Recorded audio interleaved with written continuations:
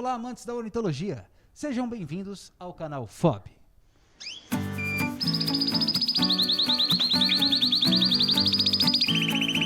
E hoje o canal FOB está aqui na casa do seu Manuel das Neves Lopes, do criador Três Amores, que hoje em dia é um criador de psitacídeos, é isso, né, seu Manuel? Mas não começou assim. Eu, há muitos anos atrás, eu comecei com os canários, mas já faz uns 40 anos que eu estou nos psitacídeos. Poxa vida, há quantos anos o senhor cria ao todo? Eu crio, vamos arredondar, 50 anos. 50 anos de criação. E como é que começou isso na criação, seu Manuel? Eu cheguei ao Brasil, eu cheguei ao Brasil com 12 anos. Em Portugal eu criava pombos, que era coqueluche lá. E eu cheguei aqui, um irmão meu criava canários. Quando eu cheguei, ele me deu de presente 2 casais. Aí eu fiquei nos canários durante uns 10, 12 anos. Canários de cor, né, seu Manuel? É isso? Era o canário. Naquele tempo ainda não existia. Essa Começou definição. a aparecer os Sim. canários de cor. Acho que eu fiquei talvez entre 15 e 20 anos nos canários. E depois eu passei para os psitacídeos e estou nisso até hoje. E por que mudou para psitacídeo? Tem algum motivo particular? Não, o motivo é que eu sempre fui dono de padaria. O canário, ele exige atenção diariamente pela manhã, para poder os filhotes ser procriados. E a padaria também exige atenção E pela eu manhã. queria que todo dia para a padaria. Então eu fiquei durante muitos anos criando canário, mas sempre tendo essa dificuldade. Depois eu notei que os psitacídeos, mesmo que você não cuide deles tão cedo, na época de procriação, eles conseguem tratar os filhotes sem ter aquela necessidade de todo dia, logo cedinho, Você ter que tem que dar ter que nem esse- os canários. E hoje eu também não faço mais nada na vida assim de comércio, então eu me dedico a eles. Para mim é uma higiene mental muito, muito boa. Quantas espécies o senhor cria hoje aqui? O senhor tem noção? Os psitacídeos, acho que 12 espécies de psitacídeos. Quando o senhor começou criando qual espécie? Nesse Não, segmento? no princípio só tinha no Brasil as agapornis. Então eu comecei com agapornis. Porque naquele tempo tinha os cacariques, mas... Não, os cacariques não. O red rampes, mas era aquele red rampes bem antigos. Não esses red rampes atuais, que são muito bonitos. Aí eu fiquei muito tempo com as agapornis. Depois eu fui entrando nos red rampes. Aí eu expandi, entrei nas roselas, começaram na época, começaram a vir para o Brasil as rubinas, as lutinas. Eu gostava muito dessas espécies, fiquei muitos anos com as roselas, as penãs. Aí depois eu entrei no Rold, que tenho até hoje. Naquele tempo eu era o único que tinha essa espécie, porque um amigo meu tinha trazido da Europa para mim. Depois do Rold fiquei vários tempos. Depois me dediquei ao Swift, que tenho até hoje também. Os cacariques que tenho até hoje também, com essas mutações novas, que Sim. naquele tempo não tinha esse tipo de mutação. Tenho o regente diluído e lutino, que é um pássaro que eu considero muito, muito lindo. Tenho o king parrot diluído, também é um pássaro lindíssimo. Tenho o malabar, que eu adoro muito, eu gosto São muito. aves lindas, né? É. Tenho também o Blue Bonnet e tenho as venustos, roselas venustos. Pássaros, eu sempre gostei de pássaros que não sejam muito comuns.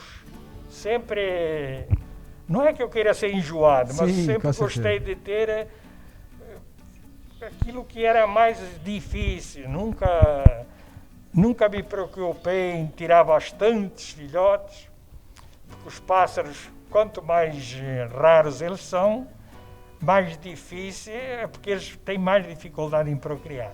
Mas assim mesmo eu tenho tido sorte em procriar com com esses pássaros raros que eu gosto muito. A gente deu uma volta pelo criador do senhor aqui, o senhor foi mostrando os espécimes pra gente, né? E cada espécie tem uma especificidade na criação. Certo. Né? Certo. Como é que o senhor controla isso?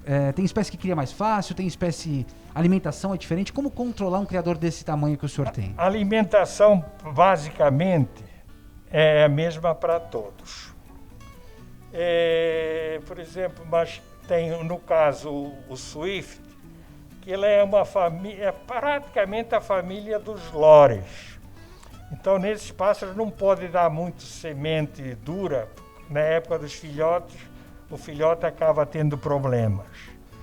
Agora, os outros praticamente é toda a mesma alimentação. Ora, tem espécimes que procriam praticamente todo ano, uma vez por ano, vamos dizer assim. Tem outras espécimes dessas raras que tem anos que elas não procriam. Sim. Isso é típico delas e eu aceito isso, porque eu nunca gostei de ter pássaro que procria muito. Não me adapto a esses pássaros que procriam muito, que tem em todo lugar. Embora essas mutações de Red Rump que têm entrada no Brasil hoje são lindíssimos, mas parece por ser um pássaro que procria com muita facilidade, eu não simpatizou tanto não na simpatizou. criação. O ringnet, eu não crio eles porque é um pássaro relativamente barulhento. Sim. E eu crio praticamente dentro de casa. E, seu Manuel, para um criador iniciante que está apaixonado pelos psitacídeos, tem alguma espécie que é mais ideal para iniciar a criação? Eu acho que para os iniciantes seriam essas espécies que procriam com mais facilidade. No caso, o Red Rump, o Red Rump que procria com bastante facilidade. Essas mutações novas que estão vindo agora do Cacarique também procriam com alguma facilidade. E agora, os pássaros, mesmo aqueles mais raros, se ele tiver uma alimentação saudável, quase todos eles procriam. E o manejo varia muito de espécie para espécie? Não. Você vê, os meus estão todos juntos. A pessoa que faz a faxina igual em todos eles. Perfeito. A alimentação que eu dou um tipo de farinhada, eu dou praticamente essa farinhada dia sim, dia não, dou para todos. Verdura eu dou para todos. Lógico, tem alguns que comem mais do que outros. Sim. Então, logicamente, eu dou normalmente a escarola porque eu tenho facilidade em adquirir. Então, pássaros que eu sei que comem mais, eu coloco 2, 3 folhas. Aquele que eu sei que come menos, coloco uma folha só. Mas todos eles comem e comem muito bem. Para eu adquirir uma boa matriz, onde que eu encontro? Como saber que essa é uma boa matriz? Olha, Tem algum hoje truque? não é por falar, mas hoje no Brasil, principalmente no estado de São Paulo, nós temos vários criadores grandes, que têm várias espécimes, e profissionais que se dedicam a isso, que têm toda a alimentação. Então, procurar sempre comprar um pássaro que tenha procedência. Sim. Pássaro, assim como o ser humano, eles também têm problemas de saúde. Com certeza. Então, se não você for procurar um pássaro, que isso acontece, que muitas vezes você vai nesses comerciantes de pássaros, eles compraram esses pássaros de alguns criadores que já os disponibilizaram, porque eles às vezes têm alguns problemas. Então, criado uma pessoa que depois que você também possa reclamar com essa pessoa, se o pássaro tiver algum problema. Se você for comprar do comerciante, não tem nem como você reclamar.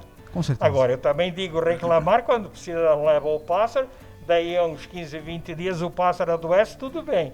Agora, ficar com o pássaro lá 8, 10 meses e depois falar, o pássaro não estava aí, também já não é justo. O tempo Aí já já também não está certo esse tipo de reclamação. E sobretudo também conhecer a espécie, né? A gente viu alguns príncipes de Gales que o senhor tem aqui.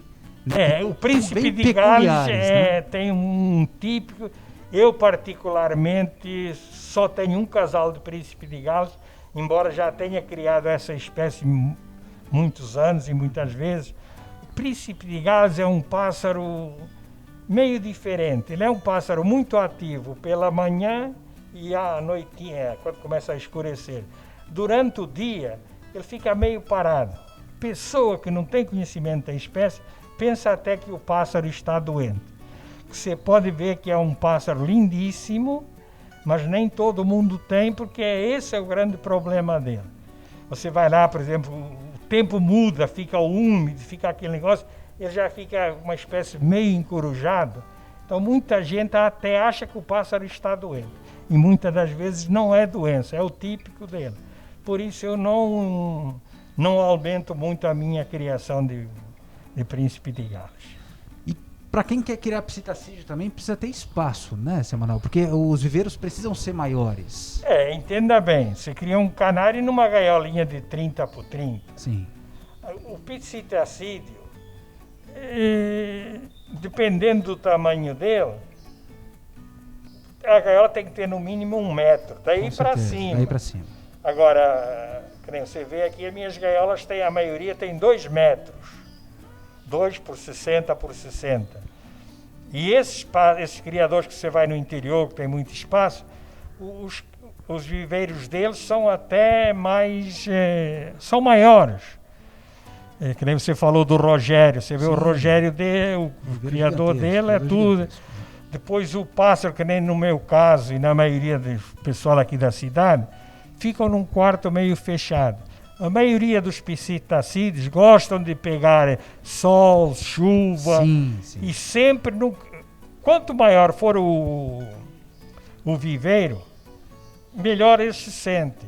Uma parte tem que ficar para ele poder receber sol, chuva, e se possível gaiolas de 2 metros. Agora, tem espécimes que nem gaiola pequena eles nem procriam. Sim. E tem outras espécies que, mesmo sendo um pássaro grande, se adaptam à gaiola pequena.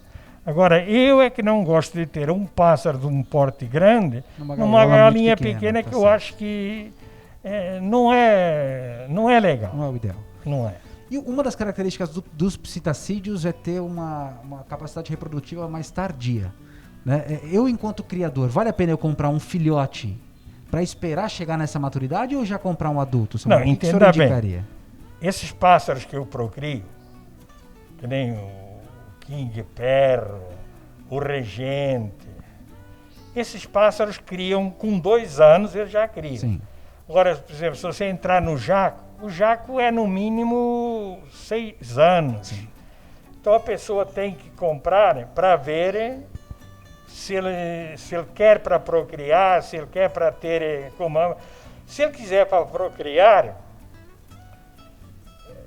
mais fácil ele comprar um adulto. Vai ter que esperar no mínimo 6 anos. Sim. Ora, se ele pegar um King Perro, no 2º ano ou 3º ele já vai procriar. Logicamente, se você tiver chance de procurar um filhote, ele vai se adaptar melhor no teu local. É isso. Então, sempre a pessoa... Porque 2 anos na criação não é muito. É pouco, sim. E, vamos dizer, acho que 90% dos psitacídeos, no 2º ano já procriam. Certo. Então, quando é aqueles psitacídeos, no caso, o jaco, esses aí já vão lá para, vamos dizer, 6 anos. 6 anos para chegar nessa maturidade. Então, você tem que ter paciência para esperar 6 anos para depois... provavelmente ele procriar. Então aí vai da pessoa. Mas que o ideal é sempre procurar para o filhote, você não tenha dúvida. Principalmente se você for um leigo, não conhecer. Sim. Porque eu, por exemplo, eu e a maioria dos criadores, você olhando para um pássaro, você nota se ele está bem saudável. Então se eu for comprar um pássaro adulto, você vai primeiro examinar isso. Logicamente você vai trazer, porque eu também, quando eu compro um pássaro adulto, se eu estou comprando um adulto, é que eu quero procriar o mais rápido possível. Com certeza. Então o pássaro estando saudável, ele vai procriar. Agora tem alguns problemas, né? Quer dizer que... Tem que estar preparado e ter conhecimentos para reconhecer esses problemas. Outra coisa que eu sempre falo, se você chega num criador, ele disponibiliza um casal de pássaro adulto, é evidente, se for um pássaro relativamente raro, se ele está disponibilizando um pássaro na época de procriação, tem que tomar cuidado, porque às vezes esse pássaro tem algum tipo de problema. Perfeito, ótima dica. Então, não precisa nem ser de saúde, tem uma série de coisas pode... que é ruim na criação e muitas vezes o pássaro é saudável, mas ele comete outros tipos de problemas que às vezes são problemas sérios. Tá certo. E a reprodução nos psitacídeos também, ela varia muito de espécie para espécie. Tem espécies mais agressivas, tem espécies que tem mais monogâmicas, né? Como é que o senhor conduz esse processo aqui no criador do senhor? Não, entenda bem. Este ano específico eu fui muito infeliz na criação dos cabeças de ameixa, por culpa minha, que eu tentei retirar deles para ver se criavam e no fim eu acabei perdendo muitos filhotes. Cabeça de ameixa, no meu criador, acontece com todos eles. Se eu não tirar um macho uns 2 dias antes dos filhotes nascer, quando o filhote nascer, o macho joga eles fora do ninho. Poxa, que coisa. E isso eu garanto que acontece com todo. Eu tenho 6 casais de cabeça de ameixa no momento. Os 6 casais o macho faz isso. Que coisa. Então, normalmente, eu marco a data que a fêmea botou.